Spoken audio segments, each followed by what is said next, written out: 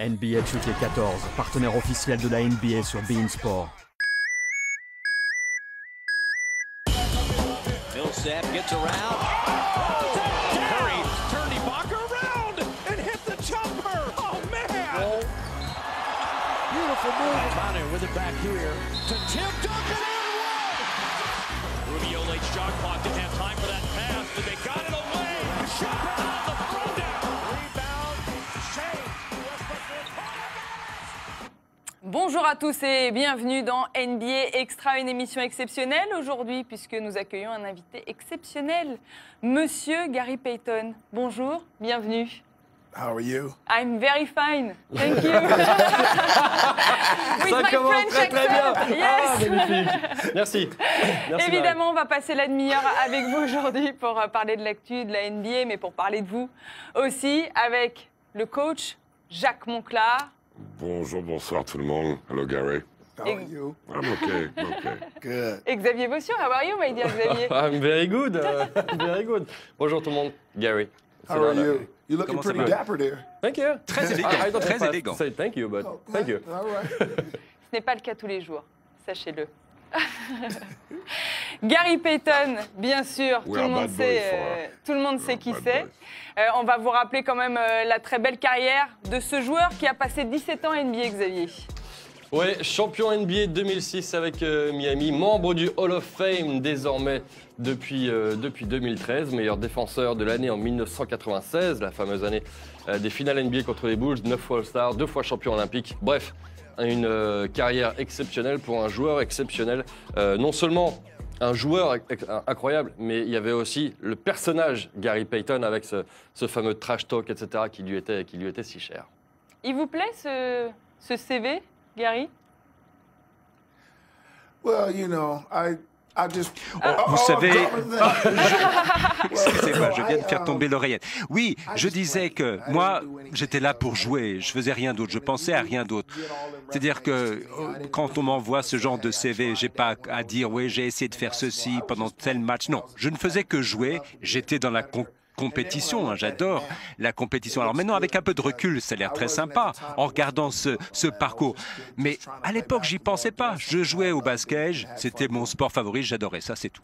C'était une période dorée de la NBA où il y avait des personnages fantastiques, Michael Jordan, toute la clique, toute cette époque, l'époque des Bulls qui a été un boom après 92, après Barcelone, un boom terrible du basket. Et lui, il faisait partie des joueurs.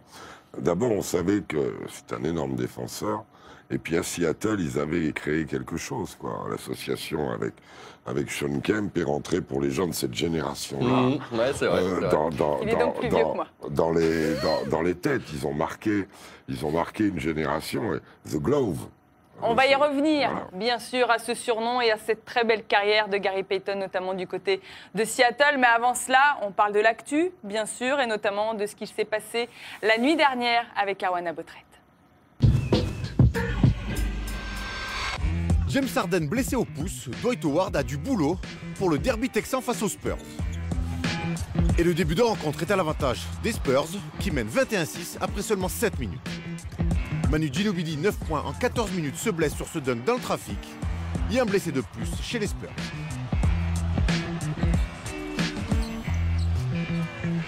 Boris Dio, 22 points et 11 rebonds, est encore très bon. Mais même avec du hack Dwight, les Spurs n'y arrivent toujours pas face au gros de la ligue. Nouvelle défaite face à Houston, la troisième en autant de matchs. Une première pour les Spurs depuis la saison 96-97.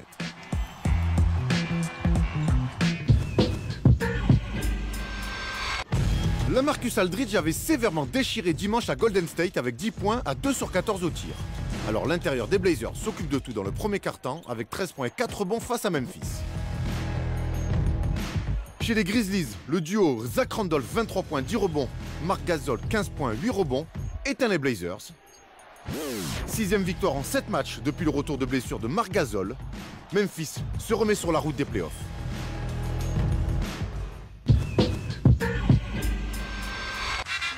Marie Patrux aussi aimerait bien son petit autographe de Stephen Curry. Hier soir, face aux Wizards, Chouchou a bien arrosé avec 23 points à 8 sur 23 au tir et 6 ballons perdus. Les Warriors, qui restent sur une belle victoire face à Portland, se font surprendre par Washington à domicile. La traction arrière des Wizards assomme Golden State. Bradley Beal 20 points à 4 sur 7 à 3 points et John Wall 15 points, 5 passes, décroche un 12e succès de la saison à l'extérieur, 88-85, et se retrouve 5e de la conférence Est. Le miracle Stephen Curry n'aura pas lieu cette fois-ci. Trop de Curry, tue le Curry.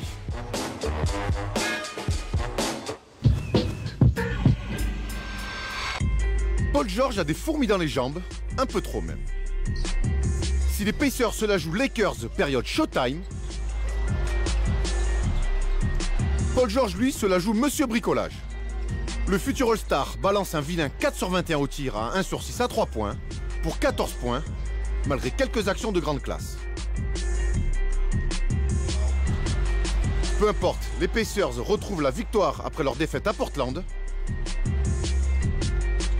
Ce qui n'est pas encore le cas des Lakers, qui enchaînent une 17e défaite en 20 matchs, la 5e de suite pour les Lakers. Eh oui, ça va très mal du côté des Lakers. 17e défaite en 20 matchs, la 5e de suite. Comme le disait Erwan, ils doivent tanker, Gary, maintenant, les Lakers? Non, moi je pense pas. Non, je crois qu'ils doivent continuer à jouer. Ils doivent retrouver leur identité. Je pense pas que les Lakers aient trouvé leur identité. Il y a pas mal de joueurs qui ne connaissent pas leur identité. Ils n'ont pas vraiment de meneur dans le sens de quelqu'un à suivre dans le jeu. Ils vont essayer de faire quelque chose avec leur budget. Il y a Kobe, qui pendant 2 ans était quand même le grand leader. Bon, il faudra qu'il revienne au jeu comme autrefois. Il faut qu'ils se fassent bien entourer et on verra ce qu'ils pourront faire l'année prochaine. Cette année, évidemment, ils ne seront pas au play-off, mais bon, c'est l'année d'après qu'il faudra voir. On va voir comment ils s'en sortiront. Oui, il n'y a pas grand-chose à rajouter. Tanker, ils le font déjà, hein, même s'ils ne le font pas exprès. Donc, de toute façon, ils perdent. C'est une armée mexicaine, c'est pas une équipe qui ça correspond à rien. Alors oui, quand ils prennent feu ici, Nick Young ou quoi, ils vont ramasser 1 ou 2, mais ils vont pas gagner de match. On va revenir sur le cas de Kobe. Xavier, et on ne va pas le revoir tout de suite finalement. Non, encore au moins 3 semaines d'absence pour Kobe Bryant. Comme on le craignait, malheureusement, on n'avait pas énormément d'infos. Il est retourné voir le médecin, et donc il y en a au moins jusqu'après le All-Star Game. On peut craindre la saison, on peut toujours la craindre la saison. On peut toujours la craindre. D'ailleurs, je ne sais pas, est-ce que, selon vous, Gary, est-ce que Kobe doit rejouer cette saison ou est-ce qu'il doit attendre la saison prochaine pour revenir? Moi, ce que je pense, c'est qu'il arrive à se remettre. Il sait que son équipe actuellement n'est pas en bonne passe. Mais si un joueur est en passe de jouer, il faut quand même qu'il retourne au jeu, voir ce qu'il peut faire malgré sa blessure. Parce que quand les joueurs reviennent après une blessure, ils restent sur le banc pendant 8 ou 9 mois. Regarde ce qui s'est passé à Derrick Rose. Il a passé 1 an et demi sur le banc. Il revient, il est tout de suite blessé. Donc je crois que, surtout à l'âge de Kobe Bryant, il a vraiment intérêt à revenir dans son état actuel, voir ce qu'il est capable de faire dans la saison. Et ne serait-ce que pour 10, 11 matchs, voir ce qu'il est capable de faire, se remettre en forme. Et ensuite, pour la on-season l'année prochaine, il pourra faire quelque chose en se disant, voilà, j'ai fait quelque chose de bien, je peux recommencer, je peux m'y remettre. Je crois que ce sera bon pour l'année prochaine. En quelque sorte, mon cher. C'est ça. Exactement. Puisqu'on parle des Lakers, parlons de votre expérience. Du côté des Lakers, vous y avez joué là-bas en 2004, c'était il y a 10 ans. Tout pile avec une équipe de rêve, Xavier. Ah oui. Ah ça c'était une sacrée équipe. Gary Payton, Kobe Bryant, Devin George, Shaquille O'Neal et Karl Malone. Rien que ça, 4 légendes de la NBA étaient réunies. Et à l'arrivée, ça a été une défaite contre les Pistons de Détroit. Quel souvenir vous gardez de cette expérience avec les Lakers? Je sais que ça s'est mal terminé, mais quel souvenir vous en gardez aujourd'hui? J'ai quand même des bons souvenirs. La seule chose que je regrette sur cette équipe, c'est qu'on n'a pas joué ensemble pendant quelques années. L'équipe a été séparée après cette année de défaite. Dans cette année-là, on était à notre 21e match et tout d'un coup, évidemment, il y a eu cette blessure de Divine. Alors évidemment, il était un peu notre pilier. Il faisait des passes triangulaires. Et alors, ce que les gens n'ont pas compris, c'est qu'on a été été séparés pendant quelques temps, c'est ça. Ah, mais Shaquille a manqué 15 matchs, je crois. Kobe, 35 matchs. Karl Malone en a manqué 60. Et quand même, on est arrivé jusqu'au championnat, jusqu'au playoffs. Mais quand on est arrivé là, on était épuisés, on se connaissait plus. Enfin, on n'avait pas l'habitude de jouer ensemble. On a essayé de se remettre. Mais Detroit, eux, ils avaient vraiment le vent en poupe. Ils jouaient extrêmement bien. Ils étaient très coordonnés.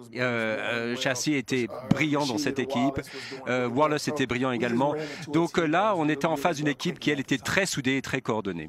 Vous étiez aux côtés de Kobe Bryant qui débutait sa carrière. Il a dit il n'y a pas très longtemps que la Ligue était trop lisse.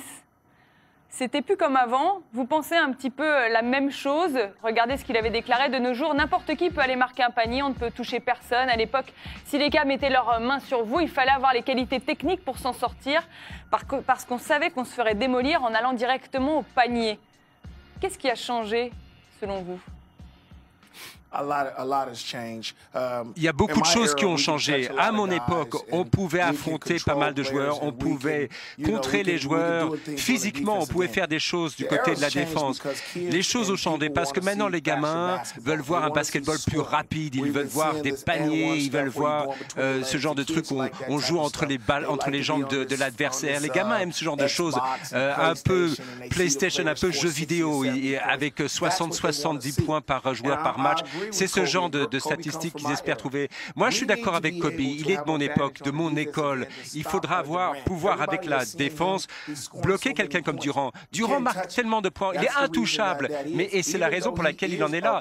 Même si, alors, il s'est lancé remarquablement, mais si vous l'affrontez physiquement et vous l'empêchez de prendre le ballon et lui faites des choses dont il n'a pas l'habitude, alors c'est différent. Mais maintenant, il a un boulevard devant lui. Donc évidemment, les gens n'osent même plus. Et c'est ça le problème. On ne peut plus l'arrêter. On ne peut plus l'arrêter à cause de ça. C'est un peu un inconvénient parce que maintenant, il mesure près il peut lancer un ballon à 7 mètres. Il va commencer un match avec 40 points tout de suite. Et c'est ça que les gens veulent, d'un maximum de points. Mais moi, je suis d'accord avec Kobe. Il faut pouvoir affronter les joueurs, les bloquer, les contrer pour être plus compétitif. Si LeBron James ou Kevin Durant avaient joué à votre époque, est-ce que vous pensez qu'ils auraient pu être MVP? Ah bah, ils y seraient arrivés, ils ont suffisamment de talent, ça fait pas de l'ombre d'un doute. Mais ce ne serait pas la même chose qu'aujourd'hui, que ce qu'ils font aujourd'hui. LeBron James qui arrive au panier, vous vous rappellerez quand les Chicago Bulls, quand les Bulls avaient Michael Jordan à l'ouverture, Detroit avait toujours réussi à le démonter, à le défoncer.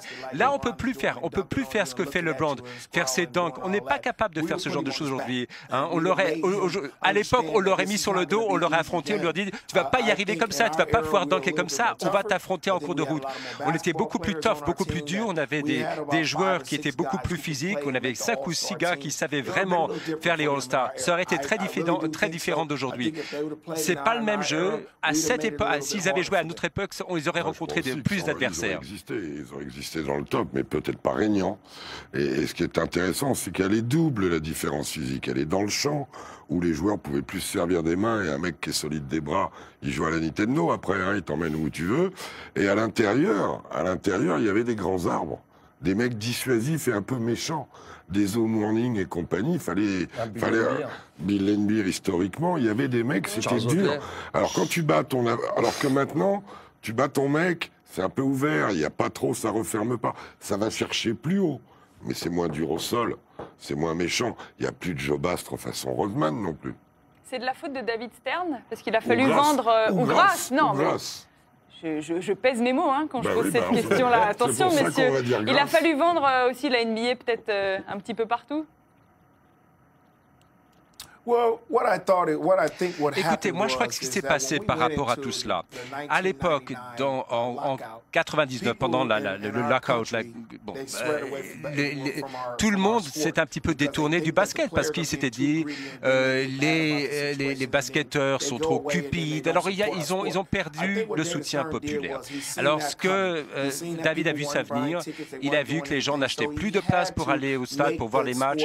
Donc il avait effectivement, il fallait que le sport soit plus propre, plus attractif, plus attrayant pour que le public revienne. Et à l'époque, il y avait beaucoup de basketteurs, comme d'ailleurs aujourd'hui les footballeurs, qui avaient avaient une mauvaise image. Donc il a voulu nettoyer le jeu, rendre le basket plus rapide, avoir de l'action, plus de points. Je crois qu'effectivement, ce qu'il a fait pour remonter, pour rendre la NBA plus attractive, parce qu'il savait qu'à cause du lockout, à cause de la grève, on avait un réel problème et il y avait une désaffection du public et on pouvait pas, les joueurs ne pouvaient pas d'un côté gagner des millions de dollars sans jouer à la hauteur des attentes des fans. Donc c'est ça qu'il a fait. Il a rendu le jeu un peu plus spectaculaire et voilà où on en est aujourd'hui. Alors maintenant, effectivement, ça marche très fort. On s'arrête donc la semaine prochaine. Imaginons, c'est vous qui devez remplacer David Stern. Qu'est-ce que vous amenez à la NBA? Qu'est-ce que vous voulez changer? Qu'est-ce que vous feriez pour la NBA aujourd'hui? Le salaire du commissaire.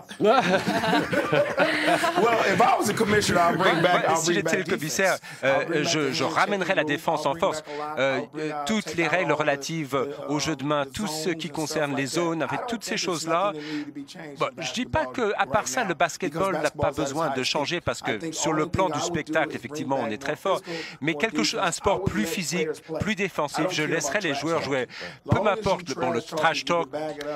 Du moment que ce soit quelque chose qui soit blessant pour les fans, moi, ça ne me pose aucun problème le trash talk, parce que les joueurs sont plus motivés s'ils peuvent parler. Bon, il ne s'agit pas d'injurier les gens et ensuite d'insulter l'arbitre. Mais enfin, si vous avez quelque chose à dire, vous pouvez le dire et ensuite, fin de l'histoire, pourquoi pas? Moi, ça ne me pose pas de problème. Moi, je trouvais que ça faisait partie du jeu quand on pouvait parler.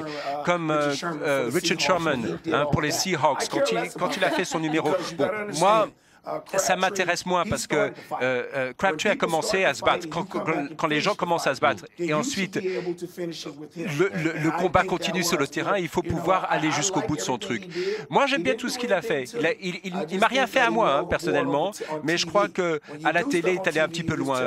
Et là, bon, à la télé, on dit ce qu'on a à dire, mais ensuite, on tourne la page. Et je crois pas qu'il aurait dû ensuite dire « Ah, désolé ». Moi, si je dis quelque chose, je ne vais pas m'excuser à la télé. Je dis « Ça s'est passé comme ça ». Le jeu est fini, on tourne la page, mais je ne vais pas dire je m'excuse, je suis désolé. Moi, je crois qu'il faut pouvoir parler. Les fans apprécient ça. Hier, justement, dans NBA Extra, les Seahawks qui sont au Super Bowl. Le Super Bowl, c'est dimanche. Seattle, c'est quelque chose de particulier pour vous. Est-ce que vous avez regardé déjà le Super Bowl? Est-ce que vous êtes fan des Seahawks pour le coup? Vous savez, les gens, il y a toujours des gens contre moi. Moi, je viens de la région d'Oakland, en Californie. Moi, je suis un fan des 49ers. L'année dernière, j'étais au Super Bowl avec les 49ers. C'est vrai. Cela étant, Seattle, évidemment, bon, c'est une ville qui a une place spéciale dans mon cœur et je suis content qu'ils soient au Super Bowl. D'abord parce qu'ils sont en Californie, enfin, ils sont à l'ouest. Ils sont de la même division que les 49ers. Et puis, Seattle, c'est quand même une ville où j'ai beaucoup de souvenirs. Donc, moi, je voudrais qu'il gagne. Et ce sera très bien pour ma ville de Seattle et qui va pouvoir un nouveau souffle. Et puis, au lieu de mettre toute la pression sur le basket, ce serait pas mal qu'avec le football, ils puissent avoir effectivement une nouvelle lumière. Et pourtant, qu'ils supportent les Niners. Vous pourriez supporter les Raiders. Mais bon. Tout va bien. On va revenir sur votre passage à Seattle. Vous avez disputé une finale NBA en 96 face à Michael Jordan. J'imagine qu'il y a eu un bel échange entre vous en termes de trash talk. Non, pendant ces finales? Vous savez, avec Michael Jordan, c'était quand même un joueur très compétitif et moi aussi. Moi, j'aimais bien justement ce genre d'adversaire compétitif et lui, ça, il était compétitif. Alors, je me suis dit, il faudrait que ce soit encore plus compétitif en parlant davantage, plus de trash talk. Et je savais que lui, il allait pas reculer. Alors, si lui reculait pas, ça devenait vraiment sympa. Et en 96, c'était super sympa. Cette espèce de joute oratoire, pour ainsi dire. Et j'aurais bien voulu l'affronter en 91, 92, 93. Mais en 96, donc on est arrivé au bout de la série. Moi, j'aurais bien aimé qu'on soit allé plus loin. On aurait pu faire plus de choses. Cela étant, Michael Jordan, c'est un dieu du basketball. Et s'il y avait des affrontements entre nous, maintenant on est copains à propos, on se parle beaucoup, mais c'était des joutes sympas. C'était ce qu'on avait fait à l'époque, et c'est ce qui rendait le jeu sympa. C'était quelque chose quand même, parce qu'ils avaient vraiment la gueule ouverte, quoi. C'était, ils faisaient des moves et ils les commentaient en même temps. Ils leur expliquaient, ils annonçaient ce qu'ils allaient faire. C'était vraiment une autre époque. Je sais pas s'il y a maintenant transférable. Je ne sais pas aussi ce qu'en font les kids après, hein, parce qu'il faut toujours avoir ça. L'image, elle est là. Puis après, il y a les kids qui regardent.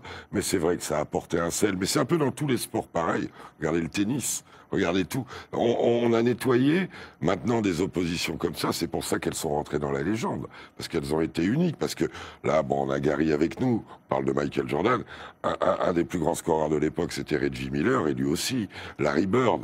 Ils étaient tous quand même. C'était un label. C'était un label. Et pourtant, vous avez déclaré que le joueur le plus difficile à défendre, c'était pas forcément Michael Jordan, mais c'était celui qui vous a succédé en finale NBA, à savoir John Stockton. En effet, parce que ce que les gens ne comprennent pas, lorsque je fais ce genre d'observation, les gens se disent « Bon, Michael Jordan a fait ceci et cela », mais il faut quand même bien comprendre une chose. Johnson, lui, il gardait le ballon 90% du temps lorsqu'il jouait, quand il était sur le parquet. Alors quand vous avez un meneur qui garde le ballon, c'est très difficile de le contrer. Hein. Lui, il était tellement brillant, il fallait que je le contre tout le temps. Quand vous avez quelqu'un qui shoot 10 ou 11 fois et qui l'emporte 9 fois, c'est quand même quelque chose. Avec Michael Jordan, tout ce que j'avais à faire, j'avais besoin d'arriver jusqu'à lui. Il n'avait pas besoin d'arriver jusqu'à moi. Il se présentait, il tenait le ballon. Et ça, je pouvais le contrer parce que je pouvais lui refuser, lui bloquer la balle assez facilement. Beaucoup plus facilement. Lui bloquer pas mal de points. Quand il avait le ballon, en 24 secondes, en 9 secondes, j'étais parfaitement capable de le bloquer. Hein, alors que l'autre, qui a le ballon 24 secondes, il est capable de tout faire avec son ballon. Il arrive à le passer de l'autre côté, il envoie, il fait des passes décisives, il arrive à viser. Et ça, c'était beaucoup plus difficile de le contrer, beaucoup plus difficile que de contrer Michael Jordan parce qu'il avait le ballon. On rappelle, meilleur passeur et intercepteur de l'histoire. Et dans le collectif de Utah, où il y avait des écrans dans le dos avec le gros Ostertag, là, vous vous souvenez? Ah, Greg. Voilà. Greg Ostertag. Des écrans dans le dos, des trucs, des dangers.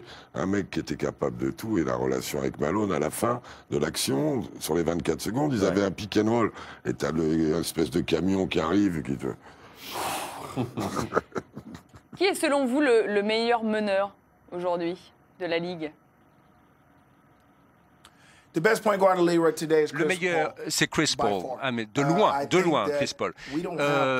Il n'y a rien qui lui ressemble. Il n'y a pas de bons meneurs. On a des bons arrières, qui sont passés de meneurs à arrière. Mais on en a, il y a trois, Tony Parker, Chris Paul et Rondo. Ça, c'est les trois meneurs qui arrivent à fédérer leurs équipes. Il y a Westbrook, qui est pas mal de faire des choses pas mal. Hein, ce sont des meneurs qui marquent. Alors, ils n'ont pas beaucoup de passes décisives, ils n'ont pas beaucoup de ce genre d'opération, mais John Stockton, lui, par exemple, il n'allait pas attendre une seconde. Hein. Il visait Karl Malone, qui était son pivot, et c'est à lui qui passait la balle pour le panier. C'était quelqu'un qui était capable de voir ce genre d'ouverture. Aujourd'hui, nos meneurs, vous avez vu ce qui s'est passé à Washington, vous avez Stephen Curry.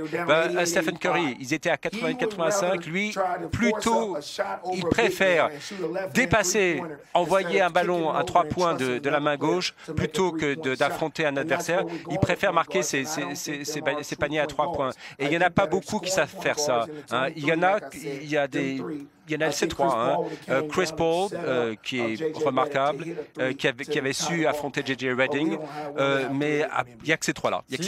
Pardon.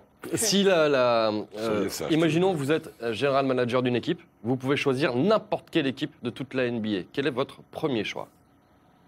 En tant qu'équipe ou en tant que joueur? En tant que joueur. En joueur. Player. LeBron James, ce serait mon premier choix. LeBron James parce que c'est un basketteur complètement intégral. Il a les rebonds, il sait marquer, c'est un leader, il sait mener le jeu. Je crois que lui, LeBron, c'est vraiment le basketteur universel. Kobe, il y a 3 ou 4 ans, j'aurais pris Kobe. Aujourd'hui, ce serait plutôt lui parce qu'il sait faire gagner son équipe et ses équipes sont émulées par lui. C'est probablement le meilleur basketteur de la planète. Alors, non, je ne sais pas s'il aura qui sera MVP, ce sera, enfin bon, Orlando de Portland joue très bien à propos. Je crois que ce serait lui qui devrait être le MVP parce que si Oklahoma, bon, Oklahoma fait ceci, Durant fait toujours quelque chose. Portland a une meilleure équipe. À Portland, vous avez une équipe avec Andrews qui joue très bien, qui a apporté le jeu à un autre niveau et il a tiré son équipe vers le haut. Ils étaient, je crois qu'ils ont, avec 13 points de retard, ils ont réussi à rattraper le retard. Je crois que c'est lui qui sera, à mon sens, le candidat pour le Most Valuable Player. Enfin, Durant pourrait l'emporter parce que bon, bah, c'est comme ça qu'ils sont choisis. C'est ça les critères des gens qui marquent beaucoup de points, plutôt que des gens qui savent organiser, coordonner leur équipe et monter aussi le niveau. Même si quand même Durant, il porte son équipe en ce moment et en mettant des points, l'a fait gagner en ce moment. Oui, c'est vrai. Oui. On va parler d'un autre meneur qui est aujourd'hui entraîneur, Jason Kidd, dont vous êtes très proche tout de même. Il est aujourd'hui à la tête des Nets qui ont vécu un début de saison difficile. On a vu Jason Kidd faire des choses pas toujours très, très propres, comme ce verre de soda renversé sur le parquet pendant un temps mort pour gagner un petit peu de temps face à ses équipes. Vous en avez parlé avec Jason Kidd il n'y a pas si longtemps de cet épisode du verre du soda. Vous étiez face à lui et voilà ce que Jason Kidd disait à ce moment-là. C'était il y a une semaine. Well, growing up, you're the older brother, so I was respectful. You did all the talking. Things haven't changed. I listened and I watched. And you're the one who taught me all the tricks. You know, people want to talk about me spilling the drink. Well, I got that from you. C'est pas possible. Well, you know, I raised Jason since he was almost 12, Jason, moi, je 13 le years suis old, depuis and, qu'il a 12 ou 13 ans. Donc, il connaît tous les tours de passe-passe. Bon, on peut rigoler un petit peu. Je crois que là, c'était un peu trop évident. Toutes les caméras le filmaient, on voyait très bien où il allait. Enfin, c'était gros comme une maison. Il s'est renversé le verre lui-même. Bon, alors évidemment, il a payé une grosse amende, 15, je sais pas, $50,000, j'en sais rien. Bon, il n'aurait peut-être pas dû faire ça. C'était un peu trop over the top. Là, je crois qu'il ça peut de l'eau sous le pont, mais à part ça, non, c'est quelqu'un de très bien. Non, c'est quelqu'un, j'en suis très fier de lui, vraiment, à part ce petit incident, vraiment ce qu'il a fait, c'est remarquable. Il sera, dans les 5 années, il sera dans le Hall of Fame, j'en suis sûr, et ce sera formidable de le trouver à mes côtés dans le Hall of Fame, parce qu'on vient de la même ville, de Oakland, en Californie. Et puis, justement, son talent, il le porte à un autre niveau, parce qu'il est coach maintenant, et maintenant, il retrouve leurs joueurs, et lui, c'est quelqu'un qui est beaucoup plus à l'aise avec les Nets. Au début, il ne voulait pas trop se faire entendre parce qu'il voulait respecter les joueurs tels qu'il les avait. Et 3 mois plus tôt, 3 mois avant ça, il jouait contre ces joueurs. Maintenant, il sait ce que c'est que d'être coach. Et moi, quand je jouais avec lui, j'étais assez impressionné par ses performances. Et je crois que ce sera une très bonne équipe. Alors, la conférence, il y avait trop d'équipes qui ont moins de 500. Lui, il est peut-être en bas de liste, mais dès qu'ils arrivent à retrouver leurs joueurs, je pense qu'ils iront très loin. Peut-être jusqu'au titre, je ne sais pas. En tout cas, il faudra sûrement éliminer sur le passage Miami. C'est avec Miami que vous avez été champion NBA en 2006. Avant-dernière saison de votre carrière, vous avez eu peur de ne pas l'avoir, cette bague ? En tout cas, j'étais content de l'avoir, la bague, ça je peux vous le dire. À cette époque, on était en arrière, il nous fallait marquer un gros point et on est arrivé. Et là, ça nous a vraiment tiré. On a gagné 4 matchs de suite, on a commencé à jouer très bien. Dwayne a commencé à avoir une série absolument phénoménale, il a été MVP. Il nous fallait ça. Et là, c'est le premier championnat pour Miami. On va voir où ils iront. Ils ont gagné 2 matchs de suite. Bon, ils ont des chances d'y arriver cette année, mais Indiana, ils sont quand même assez durs. C'est des adversaires redoutables. Là, c'était une autre époque. Il y avait les fans avec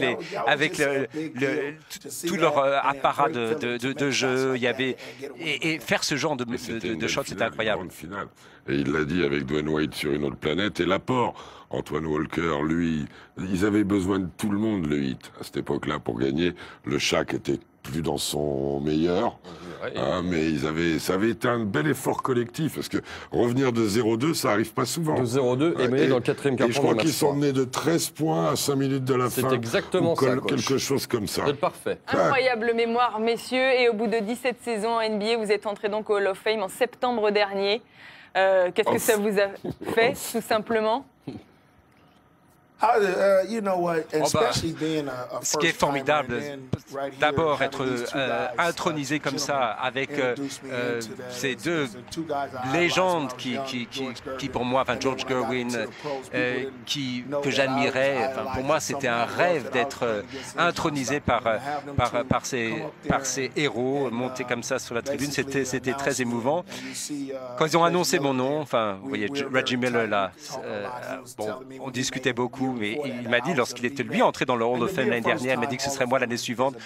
La première fois qu'on est intronisé, pour moi, je sais pas, c'était un immense honneur et ça a consolidé toute ma carrière. Et j'ai repensé aux grands moments du basket, le fait que j'ai grandi dans les rues de Oakland, je jouais dans les quartiers et puis peu à peu, je suis arrivé jusque-là. Et c'est un modèle que je peux peut-être montrer, un exemple que je peux montrer aux gamins de Oakland. Ceux qui veulent suivre cet exemple, ils peuvent faire la même chose et se retrouver au même niveau toutes ces années plus tard. Et je crois que c'est un bel exemple. Jason Kidd, lui, pourra me rejoindre quelques années plus tard. Et quand à mon tour, je serai celui qui l'intronisera. Pour lui, ce sera un grand moment aussi. C'est beau ça. C'est magnifique, magnifique. Et regardez ce qu'on va regarder. Le top 10 du jour, il est encore plus beau. Oh. Ouais.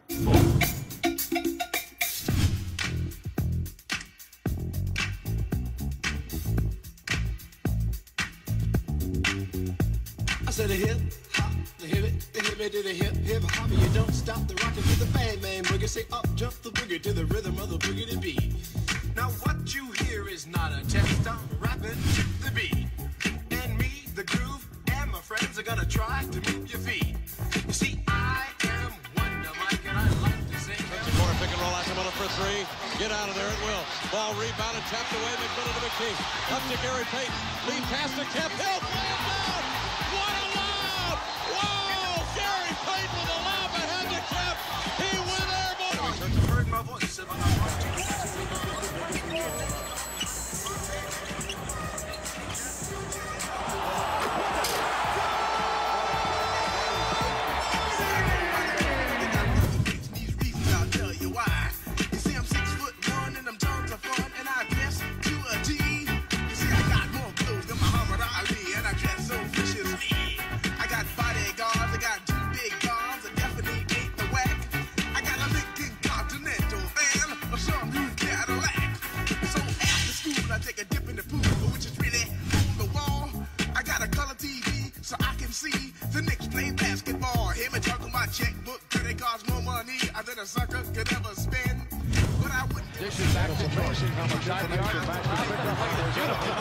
Payton with the steal, puts it down.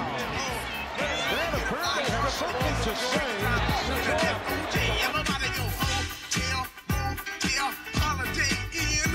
See if your girl starts acting up, then you take her friend. I'm after G, my mellow is on you. So what you gonna do?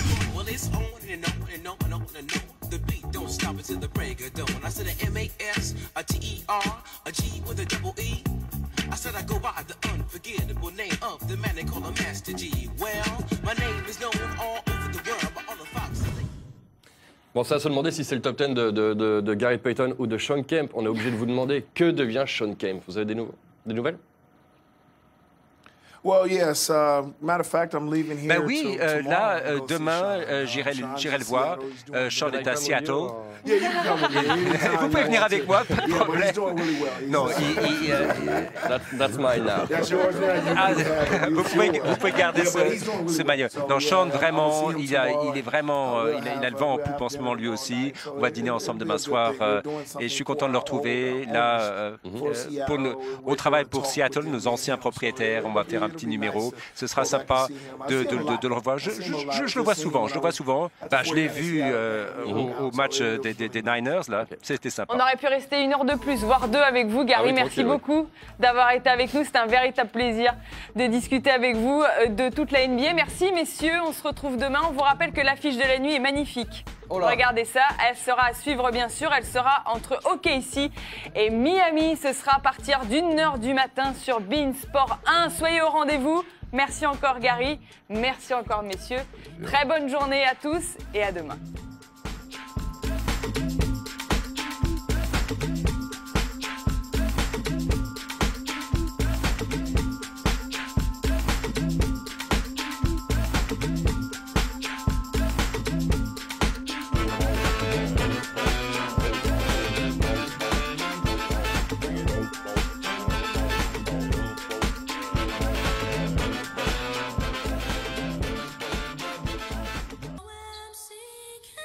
NBA 2K14, partenaire officiel de la NBA sur beIN Sport.